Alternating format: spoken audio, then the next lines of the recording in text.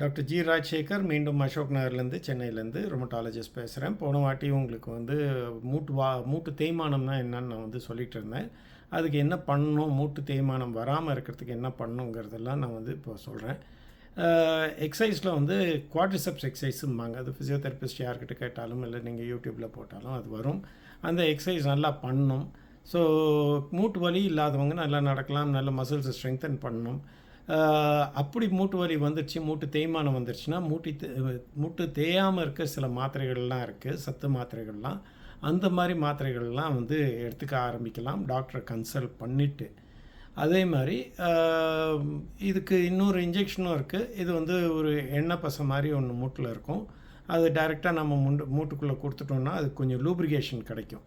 இதெல்லாம் நல்ல ஏர்லி ஸ்டேஜில் நல்லா கேட்கக்கூடிய வைத்தியங்கள். இது இல்லாமல் எக்ஸசைஸ் எது ஃப்ரீயாக வருதோ அதை நம்ம மக்கள் செய்ய மாட்டாங்க. இது ஜிம்மில் போய் 3000 ரூபாய் கொடுத்தாங்கன்னா அவங்க செய்வாங்க. அது இல்லாமல் சிம்பிளாக உட்காந்து பண்ணுற எக்ஸசைஸ் ரொம்ப முக்கியம்.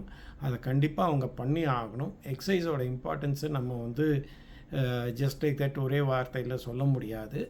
இது ரொம்ப ரொம்ப முக்கியம்.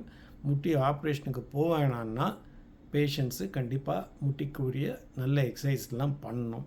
ஸோ இதுதான் இது தவிர்க்க வேண்டியதுக்கு இருக்கிற அட்வைஸ். நன்றி, மீண்டும் சந்திப்போம்.